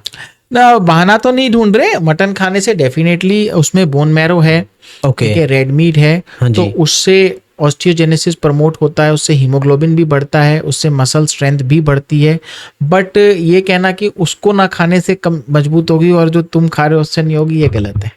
ओके, मतलब एक तरह से 50-50% है ना, अगर 50-50% आप ठीक भी हो सकते हो और 50% उसका थोड़ा वो भी हो सकता उसमें ओनली लगाना गलत है कि मटन खाने से ही तुम्हारा वो ठीक है। ओके, होगा, मतलब हो सकती है ठीक, बट ये नहीं भी वेजिटेरियन की नहीं होएगी ठीक। नहीं होएगी ठीक। Okay. We have options in both the diets. Okay, we have options in both the diets, and one can easily can consider his bones to be healed by both vegetarian or non-vegetarian diet. Okay sir, हमारे कुछ India के आचार्य है ना, वो ऐसे बोलते हैं भी आपको सर्जरी नहीं करानी चाहिए, कुछ भी आपके जो जॉइंट्स हो गए उनको रिप्लेस नहीं करवाना चाहिए, तो क्या ये सच बात है भी रिप्लेस नहीं करवाने चाहिए या करवाने चाहिए? आप इसके बारे में थोड़ा बताइए। आचार्य से आपका क्या मतलब है? जो ऋषि मुनि की बात कर रहे हैं या जो आयुर्वेदाचार्य है? जो आयुर्वेदा वाले हैं भी कहते हैं भी आपको नहीं चेंज करवानी चाहिए, जो पहले से ही है ना वही एक चीज होती है, अगर आप दोबारा करवाओगे उसको तो उसमें वो बात नहीं बनेगी, क्योंकि अंदर रोड डाल के है ना अपनी बॉडी को ठीक करते हैं वो ऐसे। मतलब आप ये कह रहे हैं कि भाई हड्डी टूट गई या जोड़ घिस गया तो उसका ऑपरेशन मत कराओ, है ना? हाँ जी, हाँ जी। वो सर्जरी से बचना चाहते हैं, हाँ। कहते हैं कि भाई सर्जरी मत कराओ, या सर्जरी की निंदा करते हैं, ऐसा कह सकते हैं। हाँ भी आयुर्वेद के अंदर बोला गया भी इसको चेंज नहीं करना। ये एक और बहुत बड़ी मिथ्या है, आज मैं आपके चैनल के माध्यम से इसको तोड़ ही देता हूँ। हाँ जी। ठीक है, देखो जो सर्जरी है ना उसका हिंदी शब्द बताओ क्या है? सर्जरी का शल्य चिकित्सा। शल्य चिकित्सा। ओके। शल्य चिकित्सा शब्द आया कहाँ से? हिंदी का ही शब्द है हाँ ना? जी, ये तो संस्कृत टाइप लग रहा है मेरे को। हाँ, संस्कृत टाइप है। हमारे देश में एक आचार्य हुए हैं, आचार्य सुश्रुत। आचार्य सुश्रुत, सुश्रुत। ओके। ठीक है, सुश्रुत हुए हैं आचार्य। दिल्ली में उनके नाम से एक ट्रॉमा सेंटर भी है, सुश्रुत ट्रॉमा सेंटर। ओके। ठीक है, सिविल लाइंस में है दिल्ली में, सुश्रुत ट्रॉमा सेंटर। तो आचार्य सुश्रुत जो थे उन्होंने अपनी एक बुक लिखी है, सुश्रुत संहिता। वो मैं समझता हूं कि वो वर्ल्ड के पहले सर्जन थे, वर्ल्ड के, मुझे लगता है कि वो वर्ल्ड के सबसे पहले सर्जन थे। और वो एक ऐसे व्यक्ति थे जिन्होंने सबसे पहले डेड बॉडी को काट कर उसको डिसेक्शन बोलते हैं हमारी मॉडर्न मेडिसिन में, कि डेड बॉडी को डिसेक्ट करके आप उनके पार्ट्स के बारे में स्टडी करते हो जब आप एमबीबीएस कर रहे होते हो। ओके। तो सबसे पहले उन्होंने वो कॉन्सेप्ट शुरू किया था। तो बेसिकली जो शल्य चिकित्सा है, जो सर्जरी है, वो हमारे सनातन धर्म से ही निकली हुई है, वो कहीं बाहर से नहीं आई हुई है। सुश्रुत संहिता में 350 सर्जरीज डिस्क्राइब्ड हैं और 120 तरह के सर्जिकल इंस्ट्रूमेंट्स के बारे में लिखा गया है। अच्छा। ठीक है, जो भी आयुर्वेदाचार्य सर्जरी की निंदा करते हैं, मैं उनसे पूछना चाहता हूं कि क्या आपने सुश्रुत संहिता नहीं पढ़ी है? क्या आप सुश्रुत जी के बारे में नहीं जानते हैं? और उन्होंने ऐसी ऐसी सर्जरीज डिस्क्राइब करी हुई हैं। आजकल आपने सुना होगा कि जो एक्टर्स एक्ट्रेसेस होते हैं, मैं किसी का नाम नहीं लेना चाहता, उनकी नाक बड़ी होती है या शेप ठीक नहीं होती, तो वो एक सर्जरी कराते हैं, राइनोप्लास्टी। हाँ जी, हाँ जी, जिसमें वो नाक की शेप ठीक हो जाती है। हाँ जी, हाँ जी। वो सर्जरी आचार्य सुश्रुत ने आज से 5000 साल पहले बता रखी है। अच्छा, क्या आप मानेंगे ये बात? और उनकी किताब में इसका पूरा उल्लेख है, सर्जिकल स्टेप्स हैं, कैसे करी जानी चाहिए, ये लिखा हुआ है। ओके, है ना? और अब आप बात कर रहे थे हड्डी की सर्जरी की, हाँ जी। अब इस पे आ जाते हैं। आप फ्रैक्चर का हिंदी वर्ड बताइए। मेरे को इतना इसकी नॉलेज ही नहीं है। मैं बताता हूँ। नहीं, हाँ जी। फ्रैक्चर का आप हिंदी पूछेंगे तो हर कोई यही बोलेगा हड्डी टूटना। हाँ जी। हड्डी टूटना, जी। उसका अर्थ हुआ, अनुवाद नहीं हुआ, ट्रांसलेशन नहीं हुआ, वो उसका मैंने आपको मतलब समझा दिया। हाँ जी। ठीक है ना? इसका अर्थ, इसका जो वर्ड है जो आचार्य सुश्रुत ने दिया था, कंड भग्न। कंड मतलब हड्डी, भग्न मतलब टूटना। कंड भग्न का मतलब है फ्रैक्चर। ओके। ठीक है? और डिसलोकेशन हो गई, कहते हैं ना, जोड़ डिसलोकेट हो गया, जोड़ हट गया।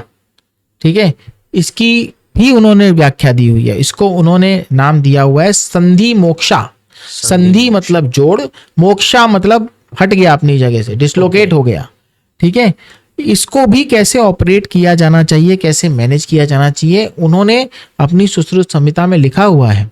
उस समय भी लड़ाइयाँ बहुत होती थी, जैसे अभी वर्ल्ड वॉर हुई, वर्ल्ड वॉर हुई हमारे मॉडर्न टाइम से, मतलब 1918 14 से 18 और 39 से 45 की बात कर रहा हूँ मैं। हाँ जी। उस टाइम ऑर्थोपेडिक सर्जरी काफी इवॉल्व हुई।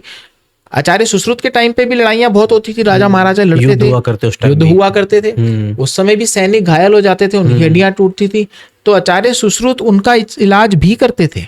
अच्छा, ओके ओके। और उसमें नकली अंग कैसे लगाने हैं, जिनको आज हम प्रोस्थोसिस का नाम देते हैं, जो आप बात कर रहे थे, रिप्लेसमेंट करनी चाहिए नहीं करनी चाहिए, इसके बारे में भी उन्होंने लिखा हुआ है। लेकिन विडंबना क्या है रजत जी, कि ये वाली जो लिटरेचर है, जब हम ब्रिटिश रूल में थे ना, हाँ जी, जब हम ब्रिटिश रूल में थे, ये बहुत बड़ा दुर्भाग्य है हमारे देश का, जब हम ब्रिटिश रूल में थे तो जितने भी ये डॉक्यूमेंट्स थे आचार्य सुश्रुत के, ये अपने साथ ये लोग ले गए यूरोपियन कंट्रीज में, ओके। और वहां उन्होंने ले जाकर अपनी अपनी कंट्रीज में सर्जिकल कॉलेजेस की स्थापना की। इट इज जस्ट लाइक कि हमारा कश्मीर का सेब वहां ले गए वहां और स्टिकर लगा के वापस हमें ही बेच दिया। ओके। तो ये कोई वेस्टर्न ब्रांच नहीं है। आज मैं मिथ को तोड़ देता हूं आपकी। Surgery is not a western branch, surgery is very much Indian branch and very much originated from the roots of Ayurveda. It is just that we do not have knowledge of Sushruta Samhita. Otherwise can you imagine, at that time उन्होंने 350 surgeries के बारे में हमें बताया था। Okay, उस time जब operation theatres नहीं थे। कई जगह तो चित्र भी हैं, मैं आप नेट पे सर्च करेंगे, सुश्रुत जी के चित्र भी हैं, जिसमें वो उन्होंने एक व्यक्ति को टेबल पे लिटाया हुआ है। ऐसी मॉडर्न ऑपरेशन थिएटर वाली टेबल नहीं है, तख्त जैसी टेबल है। जी, पहले तो वैसे है, तख्त जैसी टेबल है, उनके चारों तरफ इंस्ट्रूमेंट्स रखे हुए हैं, दवाइयां रखी हुई हैं, और वो उसकी शल्य चिकित्सा कर रहे हैं। ओके। स्कैल्पेल नाम का जो इंस्ट्रूमेंट होता है, जिसमें ब्लेड लगता है, जिससे हम काटते हैं, हाँ जी, उसका आविष्कार उन्होंने आज से कई सौ साल पहले कर दिया था। मतलब जो ये आज के टाइम में जो ऐसे बोलते हैं अभी, ये जो सर्जरी है वो बाहर से आई हुई है, वो बाहर से नहीं, हमारे सनातन धर्म से ही जुड़ी चीज है वो। बिल्कुल, वेरी मच, बिल्कुल। और ये तो एक्चुअली ये बात सनातनी खुद बोलते हैं और खुद ही भूल जाते हैं। ठीक है, आप एक बात सोचिए, कहा जाता है कि जी शिवजी वर्ल्ड के सबसे पहले सर्जन थे। क्यों कहा जाता है? क्योंकि ये वाला कॉन्सेप्ट, मैं किसी की सेंटिमेंट्स हर्ट नहीं करूंगा, किसी की धार्मिक उसको ठेस नहीं पहुंचाना चाहूंगा। गणेश जी का सिर कटा, हाँ जी, तो उसमें एलिफेंट का सिर लगाया गया, हाँ जी, वो एक तरह की सर्जरी तो है। हाँ जी। तो शल्य चिकित्सा तो हमारे रूट्स में है सर, सर्जरी तो हमारे रूट्स में है ना। तो इससे आप बच कैसे सकते हो, इसको आप डिनाई कैसे कर सकते हो, इसको आप एलियनेट कैसे कर सकते हो? एलियनेट करना ही गलत है। ठीक है, तो जो आयुर्वेदाचार्य ऐसा बोलते हैं, उनको मैं उनसे कोई घृणा नहीं है मुझे, पर मैं कहता हूं कि अपने ज्ञान की ज्योति को थोड़ा जलाओ। तमसो माँ ज्योतिर्गमः, ठीक है, और अंधेरे से निकल के आप ज्ञान के प्रकाश में झांको। आप नहीं करते वो चीज, तो जरूरी थोड़ी है कि वो खराब है ना। तो वो चीज वाकई में ही आयुर्वेदा में डिस्क्राइब्ड है, लेकिन उसका लिटरेचर डिटेल में हमारे देश में अवेलेबल नहीं है, या अवेलेबल है तो उसको पढ़ के समझ के प्रैक्टिस करने वाले लोग बहुत ही कम हैं। सर, ऐसे जैसे आप बता रहे हो अभी, ये जो चिकित्सा वाली जो बुक्स थी, वो अंग्रेज ब्रिटिश लोग अपने बाहर लेके चले गए थे, है ना? या जो भी फॉरेन इन्वेडर्स थे, हाँ जी, नॉट पर्टिकुलरली ब्रिटिश, बट जो भी इन्वेडर्स थे, फॉरेन इन्वेडर्स। ओके सर, ऐसे तो बहुत सारी चीजें होंगी जो हमारे पहले सनातन धर्म के अंदर चीज थी। जब जैसे कोई बाहर से मुगल आया या ब्रिटिश आए, वो अपने साथ ले गए होंगे, और हम अभी तक उस चीज को पहचानते ही नहीं है, समझ ही नहीं पाते हैं भी हमारी चीज है। बिल्कुल नहीं समझ पाते, बहुत सारी चीजें। मैंने आपको सिर्फ शल्य चिकित्सा के बारे में उससे चुराया क्योंकि वो मेरा डोमेन है। हाँ जी, लेकिन ऐसी बहुत सारी चीजें हैं जो अभी तक जो लोग उस चीज को समझ ही नहीं पा रहे, अभी विलुप्त हो चुके हैं एक तरह से हमारे भारत के अंदर से वो चीज, बट वो बाहर उस चीज को फॉलो करके, हमारी चीजों को फॉलो करके ग्रो कर रहे हैं। बिल्कुल। इसका अगर आप एक छोटा सा एग्जांपल और चाहें तो मैं दे सकता हूं, हालांकि ये मेडिकल्स की फील्ड से रिलेटेड नहीं है। हाँ जी, हाँ जी। सबसे पहला एरोप्लेन किसने बनाया? कहा जाता है राइट ब्रदर्स ने। हाँ जी, हाँ जी। आपको पता है, आप गूगल पे सर्च कर लेना, विमान शास्त्र नाम की एक ऐसा ही ग्रंथ है, आयुर्वेद की तरह ही सुश्रुत संहिता की तरह, विमान शास्त्र। विमान शास्त्र, ठीक है, हाँ जी, विमान शास्त्र। हाँ जी, उसमें एरोप्लेन बनाने के कई 100 तरीके दिए गए हैं, विद Okay. ड्राइंग्स, अच्छा, विद इंजीनियरिंग ड्राइंग्स। हम्म, और वो राइट ब्रदर्स के, I have all the respect for Wright brothers, हाँ जी, और वो राइट ब्रदर्स के विमान उड़ाने से कई 100 साल पहले का ग्रंथ है। जैसे पहले रावण के पास एक वो पुष्पक विमान है ना, पुष्पक विमान था। तो वो उससे बनाया गया है वो। हाँ बिल्कुल बनाया गया। अपने मतलब सनातन धर्म के अंदर काफी चीजें जो ऐसी है, बट अब वो विलुप्त हो गया, लोग उसको मतलब कोशिश भी नहीं करते उसको जानने की, ये उनके पास ही क्यों, हमारे पास क्यों नहीं थी पहले। हाँ। मतलब थोड़ा मतलब अब लोग थोड़े ना लेजी टाइप में हो चुके हैं, मतलब तथ्य नहीं जाना चाहते उसके पीछे कभी आई कहाँ से चीज है, बस जो चीज अंग्रेजों ने बोल दी भी हमारी चीज की बनाई, वो उसी के पीछे फॉलो करने लग जाते हैं उसको, है ना? उसको फॉलो करने लग जाते हैं। जैसे अपने अब देखा जाए तो आप नीचे जाओगे उड़ीसा टाइप में, या थोड़ी आपने नीचे केरला साइड जाओगे तो वहां पे हिंदी नहीं बोलते, उनकी अपनी खुद की लैंग्वेज है और उसको इतना ऊपर रखते हैं ना, मतलब प्रॉपर भी आप यही लैंग्वेज बोलो, कोई और लैंग्वेज नहीं बोलनी। बट हमारे इंडिया के लोग क्या कहते हैं, भी हिंदी को छोड़ो, अंग्रेजी बोलोगे तो आप थोड़े, आपका लेवल थोड़ा अप हो जाएगा ना, आप स्टड लगोगे, है ना। पर बाहर के लोगों को भी, अब मैंने एक वीडियो देखी थी उसके अंदर बता रहे थे भी हिंदी एक बहुत अच्छी लैंग्वेज है, और हिंदी से ही कुछ वर्ड्स बाहर से अडोप्ट, जैसे संस्कृत के अंदर कहते हैं भ्राता, है ना, भ्राता बना ब्रदर, है ना। ऐसे और भी कई सारे वर्ड्स है जो संस्कृत से लेके ही अंग्रेजी बनी है, मेरे को लगता है, बिल्कुल बिल्कुल, है ना। बिल्कुल। तो ये थोड़ा मेरे को और लगता है, ऐसे ही सर्जरी है, सर्जरी वेरी मच हमारे इंडियन सिस्टम ऑफ मेडिसिन का पार्ट है। हाँ जी, और उससे बिल्कुल भी अलग नहीं है, और इसके रिजल्ट्स बहुत ही प्रॉमिसिंग है। ठीक है, और इसको हमें बिल्कुल भी एलियनेट नहीं करना चाहिए। ओके सर, एक चीज ये भी चीज देखी है मैंने, जो कहते हैं ना एलोपैथिक दवाई जो होती है ना, वो अंग्रेजी दवाई बोलते हैं जिसको, वो ना साइड इफेक्ट बहुत देते हैं। आप खा तो लेते हो उसको ठीक करने के लिए, बट साइड इफेक्ट देते हैं। पर आयुर्वेद साइड इफेक्ट नहीं देता, सिर्फ बेनिफिट ही देता है। अच्छा, आज का पॉडकास्ट मुझे लग रहा है मिथ्या तोड़ने में ही निकल जाएगा। ये एक और बड़ी मिथ्या मैं तोड़ता हूँ आपकी आज, दर्शकों की, आपके जितने भी दर्शक हैं, मुझे लगता है कि ये पॉडकास्ट आपको सबको पर्सनली भी भेजना चाहिए। हाँ जी, ठीक है, एलोपैथी क्या है? एलोपैथी जो है एक्चुअली में, जो हम आजकल मेडिसिन प्रैक्टिस करते हैं, जो हम सिस्टम ऑफ मेडिसिन प्रैक्टिस करते हैं, उसे एविडेंस बेस्ड मॉडर्न मेडिसिन कहा जाता है। ओके, ठीक है, ये प्रमाणों पर आधारित औषधि प्रणाली है। ओके, ठीक है, एलोपैथी टर्म एक्चुअली में मॉडर्न मेडिसिन का है ही नहीं। अच्छा, एलोपैथी टर्म तो डॉक्टर सैमुअल हनीमैन थे, जिन्होंने होम्योपैथी का आविष्कार किया। जर्मनी के वो डॉक्टर थे। उन्होंने कहा कि एलो मतलब डिफरेंट, पैथी मतलब सफरिंग, ये कोई दवाई साइड इफेक्ट देती है, इसलिए इसको एलोपैथी का नाम दे देते हैं। ठीक है, होम्योपैथी मतलब सेम सफरिंग, जो दवाई सेम दवाई का इलाज करे, सेम मर्ज का इलाज करे और साइड इफेक्ट ना दे, वो होम्योपैथी हो गई। ओके, तो ये टर्म उन्होंने कॉइन किया था। ठीक है, आज से लगभग 300-400 साल पहले, ओके, 18वीं शताब्दी में। ओके, ठीक है, जर्मन डॉक्टर थे वो, डॉक्टर सैमुअल हनीमैन, और उन्हें होम्योपैथी का फादर कहा जाता है। ओके, ठीक है, I have all the respect for that person. उन्होंने इन दोनों चिकित्सा प्रणाली को अलग अलग करने के लिए होम्योपैथी और एलोपैथी नाम दे दिया। फॉर एग्जाम्पल, सिक्के के दो पहलू हैं। हाँ जी, एक हेड, आपकी तरफ अगर हेड है तो मैं आपसे पूछूं कि भाई मेरी तरफ क्या दिख रहा है, तो वो टेल दिखेगा ना। इसका मतलब ये थोड़ी ना है कि वो टेल जो है गलत हो गया, हेड जो है वो सही हो गया। हाँ, क्योंकि जो मेरे को चीज दिख रही है वो तो मैं ही बोल लूंगा ना। वो आप बोलोगे आपकी तरफ से क्या दिख रहा है, मैं बोलूंगा टेल दिख रहा है।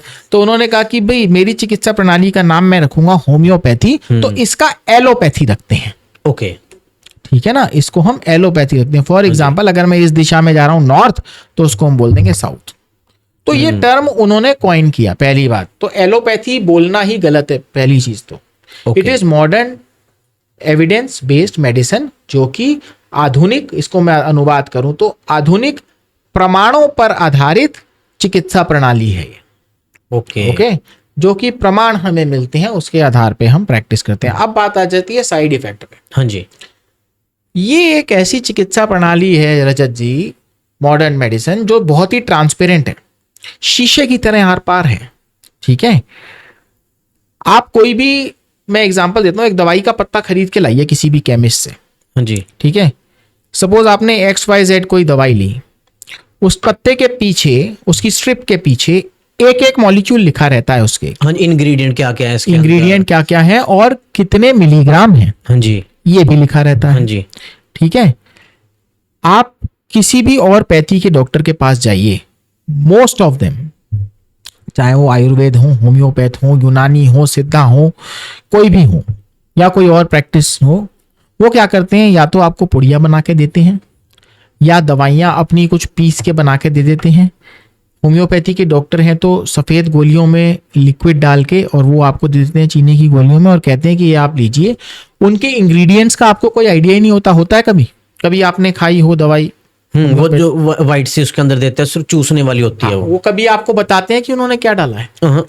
मतलब 90% ऑफ देम नहीं बताते। और हमारी लगभग मॉडर्न मेडिसिन की जितनी भी दवाइयां हैं उनमें सब में आपको पता होता है। आप डॉक्टर से पूछ भी लेते हो, सर इस दवाई का क्या नाम है, हाँ जी। इसकी स्पेलिंग क्या है सर, जरा बता दो मेरे को, ताकि मैं नेट पे सर्च भी कर लेते हो। हाँ जी। तो ट्रांसपेरेंट सिस्टम ऑफ मेडिसिन कौन सा हुआ, मॉडर्न वाला हुआ या पुराने वाला हुआ? ट्रांसपेरेंसी के मामले में जो हमको नहीं दिखती है ना चीज। जो ट्रांसपेरेंसी किस में ज्यादा हुई, मॉडर्न मेडिसिन में ज्यादा हुई, हाँ जी। है ना। अब बात आती है साइड इफेक्ट की। This is the only system of medicine जो दवाई के इफेक्ट और साइड इफेक्ट दोनों की बात करता है। ओके। ठीक है, हम पहले ही बता देते हैं पेशेंट को कि भाई देखो, इसको लेने से आपको थोड़ी एसिडिटी हो सकती है, तो एक एंटासिड, ठीक है, पेंटोप्राजोल की गोली एक साथ में खा लेना, हो सकता है आपको इस एंटीबायोटिक से थोड़ी एसिडिटी हो जाए। ओके। एसिडिटी, पेट अपसेट होना, साइड इफेक्ट आयुर्वेदिक दवाइयों से भी होते हैं, लेकिन उनको कभी डिस्कस नहीं किया जाता, उनको बताया नहीं जाता। ठीक है ना। फॉर एग्जाम्पल, आयुर्वेद में लोह भस्म, स्वर्ण भस्म चलती है, हाँ। ठीक है। मैं उनके खिलाफ नहीं हूं, लेकिन गैस्ट्राइटिस वो भी कर सकती हैं, वो भी आपका पेट खराब कर सकती हैं, एसिडिटी कर सकती हैं। अगर उन्हें सही मात्रा में ना दिया जाए तो कई बार लिवर भी फेल कर सकती हैं। अच्छा। मरकरी, जो कि एक पारा जिसको बोलते हैं, जो कि बायो हैजार्ड भी माना जाता है, वो आयुर्वेदिक दवाइयों में यूज होता ही होता है। Okay. That is used very commonly in the Ayurveda medicine. अगर वो ठीक से प्रिपेयर नहीं किया गया है तो वो किडनी फेल करवा सकता है। ठीक है। तो इफेक्ट और साइड इफेक्ट हर दवाई के होते हैं, हर दवाई के हो सकते हैं। मॉडर्न सिस्टम ऑफ मेडिसिन उसके बारे में बात करता है, उसके बारे में क्लियरली, पारदर्शिता से, ट्रांसपेरेंसी से बताता है, हर इंग्रेडिएंट के बारे में आपको बताता है। ठीक है, इसलिए लोग कई बार उसको बदनाम कर देते हैं, लेकिन साइड इफेक्ट होना कोई ऐसा नहीं है कि किसी चीज बिल्कुल साइड इफेक्ट फ्री हो। ठीक है, हम धूप की बात कर रहे थे, वो धूप भी तो मेडिसिन है ना। हाँ जी। हाँ जी। अगर आप धूप में भी ज्यादा देर खड़े हो जाओगे ना, सनबर्न हो जाएगा, घमोरियां हो जाएंगी, टैनिंग हो जाएगी। तो धूप का साइड इफेक्ट नहीं है। आप दुनिया धूप धूप कह के कहती रहती है कि भाई धूप से विटामिन डी मिल रहा है, विटामिन डी मिल रहा है, धूप विटामिन डी का सपोर्ट सोर्स है। धूप में भी आपको, धूप से आप टैनिंग हो सकते हो, सनबर्न हो सकता है, अर्टिकेरिया हो सकता है, घमोरियां हो सकती हैं, नहीं हो सकती, हो सकती है। हम उसकी बात कर रहे थे, चूने की बात करी थी आपने, चूने की। हाँ जी। है ना। चूना कैल्शियम का सोर्स है, हमें पता है। ठीक है, आप उसको जो ये लोग जो खैनी वगैरह में खाते हैं, चूना मिला के ही तो खाते हैं पान में। हाँ, क्या उसका अगर वो एक्सेस मात्रा में ले लेते हैं तो क्या उससे साइड इफेक्ट नहीं होता, उससे कैंसर की संभावना नहीं बढ़ जाती? ठीक है, तो हर चीज जिसका इफेक्ट है उसका साइड इफेक्ट भी हो सकता है। ये कहना कि आयुर्वेदिक दवाई का साइड इफेक्ट नहीं है, ये कहना सरासर गलत है। ओके, हम उसके बारे में बात नहीं करते, हमें उसके बारे में पता नहीं है, ये डिफरेंस हो सकता है। बट अज्ञानता से आप तथ्य को झुटला नहीं सकते। सर, जैसे आपको पता है, जैसे आजकल का सबका ना जो डाइट जो चार्ट है, जो डाइट प्लान है, वो सारा एकदम ना बिगड़ चुका है। बाहर जाएंगे, पिज्जा खा लेंगे, बर्गर खा लेंगे, या कोई अगर सोचता भी ना मैं डाइट करूंगा तो थोड़े टाइम ही उसको फॉलो कर पाता है, उसके बाद थोड़ा ना उसका शेड्यूल बिगड़ जाता है। तो कुछ आप ऐसी चीज बता सकते हो जो हमको डेली रूटीन में खानी चाहिए, जिससे हमारी जो बोन्स है ना वो हेल्दी रहेगी? मैं आपको ऐसी, देखो इस पे तो बहुत सारी वीडियोस हैं, क्या करना चाहिए क्या। मैं आपको एक आज सेट फॉर्मूला देता हूँ। ठीक है, वो आप फॉलो करो, ठीक है। और एक 30 सेकेंड्स रूल दूंगा, ओके। ठीक है। आप कोई डाइट चार्ट फॉलो करते हो नहीं करते हो, दुनिया भर की वीडियोस देख रखी होंगी, ज्ञान जी। आपके पास, मतलब दुनिया के पास बहुत ज्ञान है, ठीक है। तो मैं ज्ञान नहीं दूंगा, बस 2 फॉर्मूले दूंगा ताकि उसी ज्ञान से आप अपने काम की बात निकाल सको। हाँ जी। एक चीज होती है 30 सेकेंड रूल। 30 second rule. हाँ, ये कहीं दिया हुआ नहीं है, ये मैंने खुद अपने एक्सपीरियंस से सीखा है। ओके।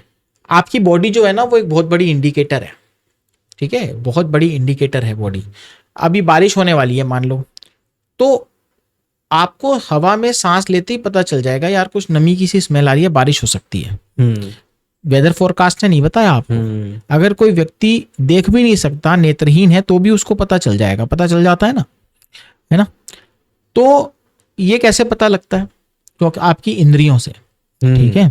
तो जब भी आपके सामने कोई खाने की चीज रखी जाए ना, पहले उसको 30 सेकेंड्स तक देखो। ओके। 30 सेकेंड्स तक देखो कि वो क्या चीज है, उसकी स्मेल कैसी आ रही है, उसकी फ्रेग्रेंस कैसी आ रही है, उसमें अत्यधिक मात्रा में तेल तो नहीं तैर रहा, या ऐसा तो नहीं किसी ने ऊपर खूब सारा उसमें बटर डाल रखा है, या ऐसा तो नहीं कि अभी इसको खाने की मुझे जरूरत है या नहीं। अपनी बॉडी से सवाल पूछो, 30 सेकेंड्स में ये सारे क्वेश्चंस करो, ठीक है। उसको देख के उसको समझो कि वो क्या है। सरल शब्दों में, खाने पे टूटो मत, ठीक है। 30 सेकेंड, आप आधा मिनट दीजिए, आपकी बॉडी आपको खुद बता देगी कि आपको पहली चीज तो इसको खाने की जरूरत है या नहीं है। पहली चीज तो आपको अपनी बॉडी खुद बता देगी, इसको खाऊं या ना खाऊं।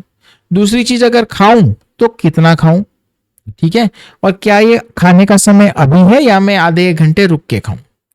तो अगर आपने 30 सेकेंड रूल फॉलो कर लिया, ठीक है, तो आपको पर्टिकुलर कोई डाइट चार्ट फॉलो करने की जरूरत नहीं है। आप अपने शरीर से सवाल पूछो, अपने दिमाग से सवाल पूछो, वो अपने आप आपको आधे मिनट में बता देगा। ओके।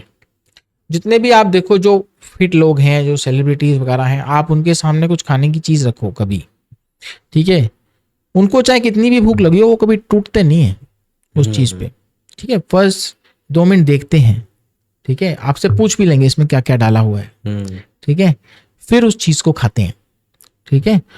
तो एक्चुअली में वो 30 सेकेंड रूल फॉलो कर रहे हैं, उनके माइंड ने उन्हें पहले से ऐसे ट्रेन कर दिया है, ठीक है।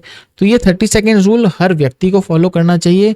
अब इसमें कोई कहेगा कि सर उनको खाने को मिलता होगा इसलिए वो नहीं खाते, नहीं, ऐसा नहीं है। भूख सबको समान लगती है भैया, ठीक है।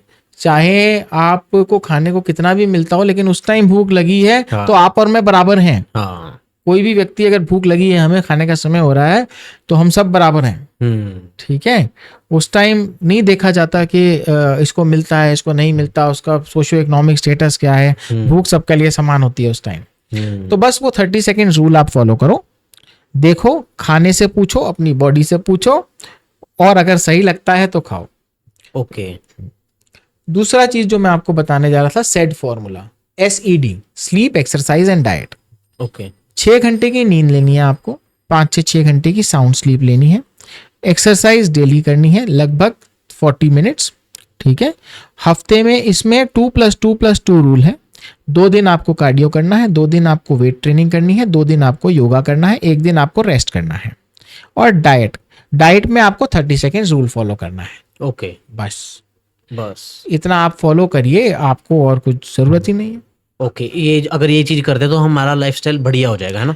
हाँ, मतलब मैं आपको ऐसी नॉलेज दूं कि, मगर मैं आपको फैक्ट्स बता दूं कि रजत जी, आपको 1600 कैलोरी खानी चाहिए, आपको आपके बॉडी वेट इंटू 1 ग्राम इतना प्रोटीन चाहिए, इतने ग्राम कार्बोहाइड्रेट चाहिए, इतने टाइम फैट चाहिए। वो लोग यार ये तो पढ़ाई करवा रहा है ठीक है। आप देखो किसका मतलब तो ये हो गया, जो पढ़ा लिखा नहीं है वो फिट नहीं रह सकता क्या? रह सकता है वो भी फिट। ऐसी चीज करो ना जो हर कोई फॉलो कर सके, क्योंकि खाने की रिक्वायरमेंट सबकी है, एक्सरसाइज की जरूरत सबको है। तो सर जैसे आपने ये चीज बताई हमको क्या चीजें खानी चाहिए, तो कुछ ऐसी चीज भी होगी जिससे खाने से हड्डियां कमजोर हो जाती है, वीक होगी ही होगी। हाँ, जो खाने के बाद लोग तुरंत चाय पीते हैं, खाने के साथ जो चाय की चुस्कियां लेते हैं ना, उससे हड्डियां वीक होंगी ही होंगी। ओके। जितनों की जो आप कैल्शियम विटामिन डी खा भी रहे हो, वो भी आप चाय की वजह से उसको बॉडी में एब्जॉर्ब नहीं होने दे रहे। ओके। आजकल जो यंग लोग सिगरेट शराब का सेवन कर रहे हैं, वो भी अत्यधिक मात्रा में। जो लोग शराब पी रहे हैं वो तो बिल्कुल ही जो है लिवर भी फेल कर रहे हैं, हड्डियां भी खराब कर रहे हैं। और स्मोकिंग तो 100% हड्डियों की दुश्मन होती है। ठीक है, आपने कुछ टाइम पहले जिम के स्टेरॉइड की भी बात करी थी। ठीक है, हमने उसमें वैस्कुलर नेक्रोसिस हो जाता है इसकी बात भी करी थी। जिम में जो आजकल यंग लड़के लड़कियां, खासकर लड़के बॉडी बनाने के लिए जो स्टेरॉइड ले रहे हैं, उससे एक और नुकसान भी होता है। हालांकि वो ऑर्थोपेडिक से रिलेटेड नहीं है, लेकिन इससे नपुंसकता आती है, पता है आपको? सुना है। इससे नपुंसकता आती है। ठीक है, अगर आपका स्टेरॉइड चल रहे हैं, जो आपके टेस्टोस्टेरोन है बॉडी में, वो भी तो स्टेरॉइड मॉलिक्यूल ही होता है। अगर आप बाहर से स्टेरॉइड खाओगे तो अंदर से वो बनना बंद हो जाता है। तो उसको बाहर की आदत पड़ जाती है, मेरे को बाहर से ही टेस्टोस्टेरोन दो है ना। हाँ, बाहर से ही दो, और उससे नपुंसकता आ जाती है। ओके, तो ये चीज अवॉइड करनी चाहिए। बिल्कुल अवॉइड करनी चाहिए। तो सर अगर जैसे किसी का वेट बढ़ जाता है ना, तो क्या वेट बढ़ने से भी हड्डियों खराब हो जाती है हमारी हड्डियां? हाँ बिल्कुल होती हैं। अभी किसी को भी मेरे पेशेंट को टोक दो ना कि आपका वेट बढ़ रहा है, आप इसको कंट्रोल कर लो, तो पता है क्या कहते हैं? एक्सक्यूज कहते हैं, सर एक्चुअली ना मेरी बोन्स हैवी हैं, है ना, मेरा वेट इतना नहीं है सर, मेरी बोन्स हैवी है। भैया, एक जो हड्डियों का ढांचा होता है ना, स्केलेटन जो होता है हाँ हमारा, जी। एक एवरेज ह्यूमन का जो स्केलेटन वेट है वो 11 से लेके 13 किलो तक हो सकता है। अच्छा। ठीक है, मैक्सिमम आप बहुत हड्डियां आपकी भारी हैं तो 14 किलो हो जाएगा। ठीक है, उसके अलावा हड्डियों का आपका वजन हो ही नहीं सकता। ओके। ठीक है, अच्छे से अच्छे ह्यूमन स्केलेटन का वजन लगभग 14 किलो तक होता है। ठीक है, तो ये कहना कि भाई मेरी हड्डियां स्ट्रांग है ना इसलिए मेरा वेट ज़्यादा है, तो ये बिल्कुल गलत है। अगर आपका वेट है ना ज़्यादा हो रहा है, ज़्यादा का क्या मतलब है, एक सिंपल सा आपको फॉर्मूला दे देता हूँ। हाइट इन सेंटीमीटर्स, मान लीजिए आपकी हाइट 180 सेंटीमीटर है, उसमें से आप 100 माइनस कर दीजिए, 80 आया, तो लगभग आपका वजन 80 किलो, इससे 2-4 किलो ऊपर नीचे हो सकता है, वो आइडियल बॉडी वेट है। अगर उससे ज़्यादा है तो आपको you have to look into the matter and get it reduced. ठीक है, आप सेट फॉर्मूला इस्तेमाल कर सकते हो, 30 सेकेंड रूल फॉलो कर सकते हो, उससे आपको वेट लूज करने में मदद मिलेगी। बट इससे कह के फैक्ट को डिनाई मत करो, उससे बचो मत कि मेरी बोन्स हैवी है। ओके, मतलब ये अपने आप को ही धोखा देने वाली बात होगी। बिल्कुल।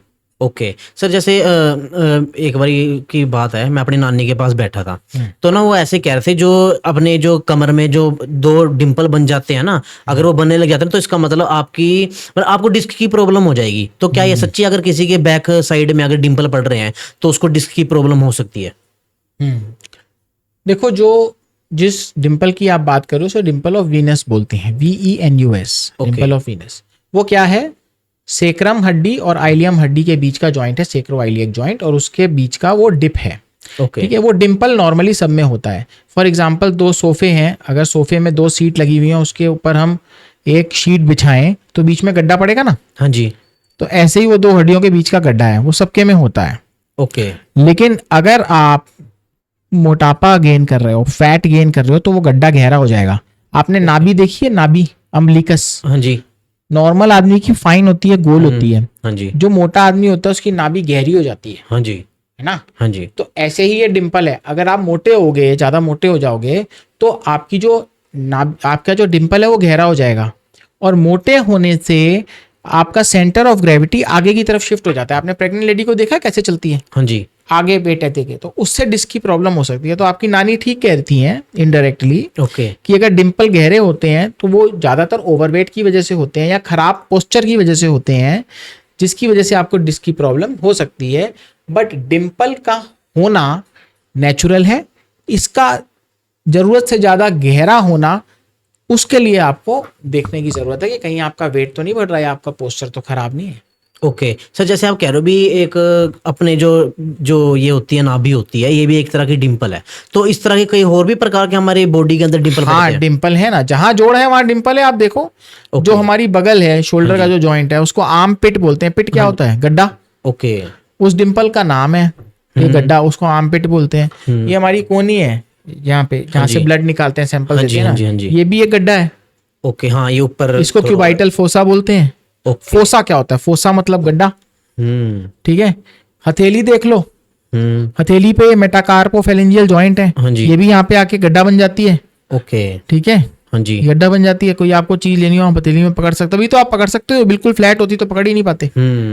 ठीक है, तो यहाँ पर भी गड्ढा बनता है। ठीक है, तो जहां पर जोड़ है वहां पे गड्ढा होना स्वाभाविक है। ओके, और वो डिम्पल का नाम दे देते हैं लोग उसको। हाँ, डिम्पल, कमर में जो गड्ढा पड़ता है उसको लोग डिम्पल बोल देते हैं, क्योंकि डिम्पल ऑफ वीनस जो नाम है वो इतना पॉपुलर नहीं है। ओके सर, जैसे आपकी फील्ड है, अब जैसे एआई आने वाला है ना, तो अब जब एआई एक तरह से प्रॉपर तरीके से जब इंडिया के अंदर आ जाएगा, तो आपको क्या लगता है फ्यूचर के अंदर एआई आने के बाद जो सर्जरी होगी, एआई होगी, 3D होगी, है ना, तो इससे क्या हड्डियों से रिलेटेड जो ट्रीटमेंट है वो सक्सेसफुली कर पाएगा रोबोट? आ जाएगा नहीं सर, ऑलरेडी आ गया है। अच्छा। रोबोटिक सर्जरीज बहुत कॉमनली हो रही हैं, मैं खुद Okay. रोबोटिक सर्जरी में ट्रेंड हूँ। ठीक है, Okay. और रोबोटिक सर्जरीज जो हैं वो आने वाले टाइम में डेफिनेटली रेवोल्यूशन लेकर आएंगी। Okay. और आर्टिफिशियल इंटेलिजेंस का जहाँ तक सवाल है, उसको हम ऑलरेडी यूज कर रहे हैं अपनी सर्जरी की प्लानिंग में। ओके। ठीक है, तो वो that is already a very good tool.